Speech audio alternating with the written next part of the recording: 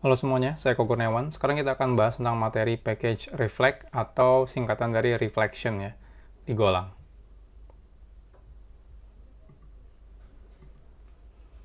Nah, biasanya dalam bahasa pemrograman itu biasanya ada fitur yang namanya reflection. Nah, beberapa bahasa pemrograman yang populer harusnya punya sih. Bahkan mungkin mayoritas bahasa pemrograman itu punya fitur yang namanya reflection. Nah, apa itu reflection? Reflection itu fitur di mana kita bisa melihat struktur kode kita pada saat aplikasinya sedang berjalan. Nah, padahal kan aplikasi kayak Golang itu setelah dikompil dia jadi binary ya. Atau seperti Java ketika dikompil dia menjadi binary. Nah, tapi dengan menggunakan reflection, kita bisa membaca si struktur kode kita pada saat aplikasinya runtime atau berjalan. Atau istilahnya sudah dikompil tapi tetap bisa dibaca. Nah, hal ini bisa dilakukan menggunakan Golang, di mana package-nya ada di dalam package yang namanya reflect. Fitur ini mungkin bisa saja dibahas secara lengkap dalam satu video, cuma kepanjangan ya kalau misalnya fitur ini dibahas dalam satu video. Jadi teman-teman bisa pelajari langsung nanti di halaman dokumentasinya. Nah, saya nanti akan kasih contoh aja kapan kita butuh menggunakan reflection. Nah, untuk mengeksplornya teman-teman bisa lakukan secara otodidak. Nah, ini contohnya. Jadi kita misalnya punya sebuah struct namanya sample, di mana di sini ada atributnya atau fieldnya namanya adalah name, di mana tipenya adalah string. Lalu saya misalnya ingin membaca ada berapa field dan sebagainya, itu bisa menggunakan reflect. Jadi contohnya di sini kita bikin dulu variabel sampel dari struct sample dengan nama echo. Setelah itu kita bikin reflectionnya. Jadi reflect titik type of ya, tipenya apa di sini. Masukkan sampel, ini sampel, nanti dia akan menjadi sample type. Jadi ini tipe reflectionnya. Lalu kalau teman-teman pengen ngambil fieldnya, teman-teman bisa dot field. Ini field ke 0, jadi dapatnya yang name. Kalau ada dua field, berarti field kedua, field ke 1, field kedua, dan seterusnya. Kalau teman-teman pengen tahu ini field itu namanya apa, ini kan namanya name ya. Teman-teman bisa menggunakan struct field titik name. Seperti itu.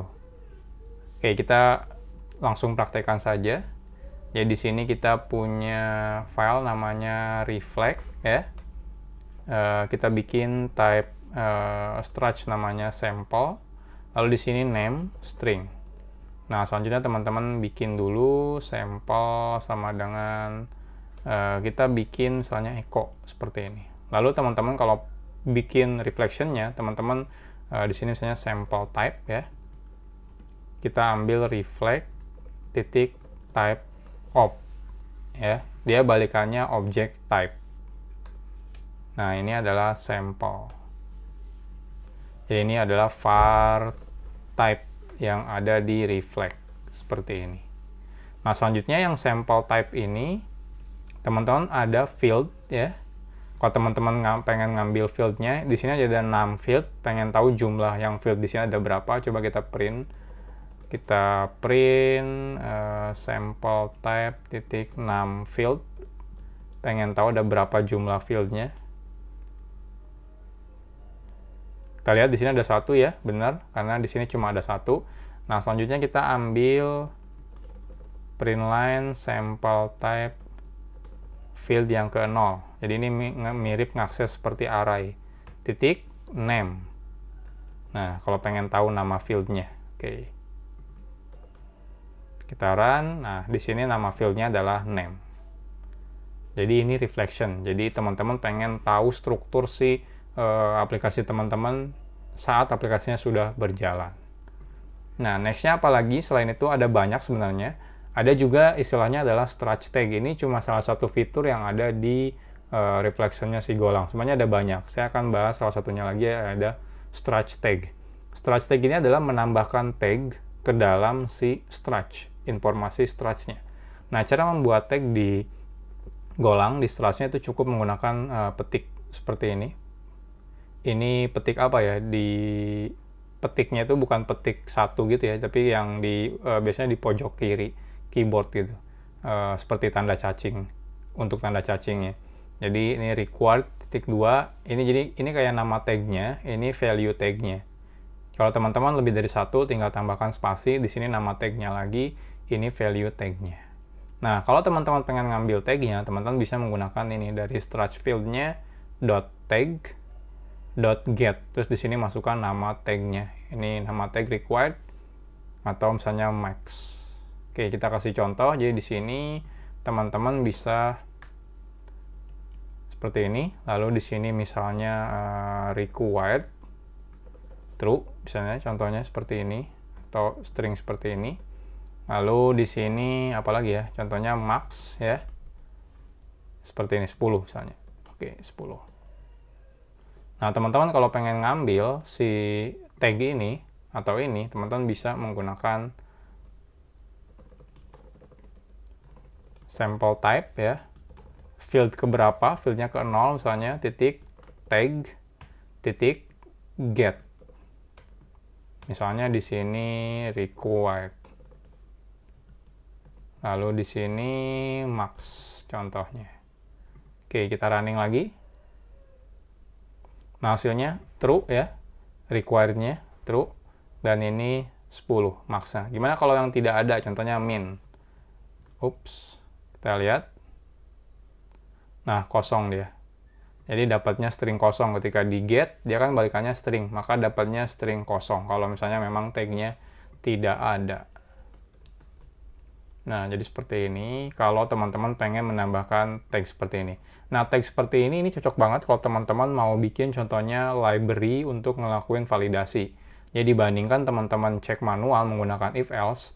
Jadi if name-nya kosong, if apa-nya kosong, if apa-nya kosong. Teman-teman bisa bikin automation menggunakan reflection ini. Nah, contohnya kita akan bahas di slide selanjutnya. Ini contohnya kita bikin sebuah kode program, bikin function yang namanya isValid untuk melakukan validasi terhadap sebuah data struct.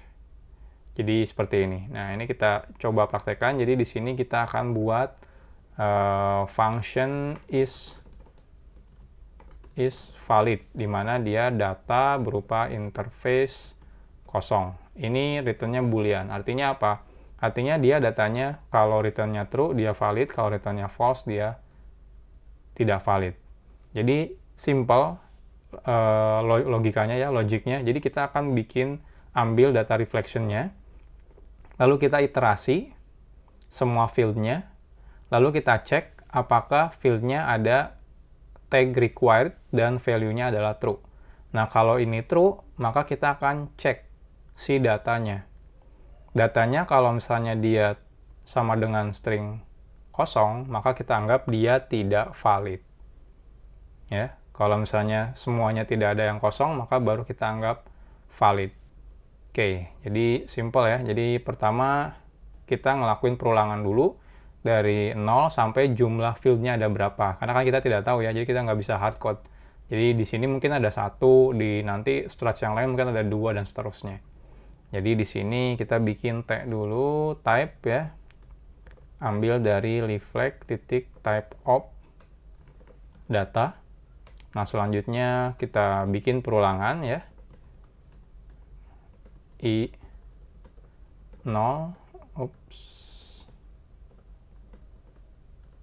I plus plus, I kurang dari, kita ngambilnya, oh sorry, kenapa kebalik ya, I kurang dari T titik 6 field, jumlah fieldnya, lalu I plus plus. Nah, nextnya, selanjutnya, di sini teman-teman tinggal ambil semua fieldnya. Jadi T titik field yang ke I, kita simpan di field misalnya. Ya, lalu kita cek di sini. Kalau field tag required-nya sama dengan true, maka kita validasi. Ini nggak boleh sampai kosong. Jadi if field titik tag titik get required sama dengan true, maka kita harus validasi. Nah, cara ngambil value-nya seperti apa? Kita ngambilnya reflect titik value of, di sini objeknya, di sini ya. Lalu field ke berapa. Lalu kita konversi menjadi interface. Jadi di sini reflect titik, oke kita simpan dulu di sini aja ya. Value gitu ya, value yang ada di fieldnya. Jadi dari reflect titik value of ya, pakainya value of data titik field berapa ya di sini. Fieldnya ke I, kita ambil dari iterasi I, lalu titik interface. Nah, selanjutnya pastikan kalau ini istilahnya tuh kalau value-nya sama dengan string kosong, maka kita return false. Jadi dia tidak valid. Nah, kalau semuanya ini tervalidasi, maka di sini kita return true. Nah, ini logikanya kalau dipanjangin seperti ini ya. Kalau dipersingkat harusnya ya seperti ini nih, satu baris doang. Tapi nggak apa-apa, kita perpanjangin biar jelas fieldnya. Jadi seperti ini. Ini menggunakan reflection. Jadi teman-teman bikin validasi menggunakan reflection. Dengan begitu teman-teman nggak perlu ngelakuin manual if else. Nah, contohnya di sini sekarang kita akan coba ngelakuin validasi. Kita print sample, is valid sample. Kita cek apakah sampel itu valid atau tidak. Maka hasilnya true. Nah, gimana kalau kita ganti sampel titik name sama dengan string kosong ya. Kita lihat lagi hasilnya. Maka dia hasilnya false. Kenapa? Karena ini string kosong ya. Sedangkan di sini ada required true. Dan dia kena di sini, jadi dia returnnya adalah false. Nah, contoh lagi kita bikin type contoh lagi, misalnya struct. Jadi di sini name string apalagi ya, description string contohnya. Nah, ini kalau misalnya kayak gini, ini nggak akan mungkin kevalidasi karena tidak ada tag required-nya. Jadi kalau teman-teman bikin contoh sama dengan contoh lagi, misalnya echo oke gitu ya, is valid contoh, maka ini hasilnya true. Walaupun di sini string kosong, maka ini hasilnya tetap true. Kenapa? Karena tidak ada required-nya. Jadi teman-teman kalau mau tambahkan di sini required true,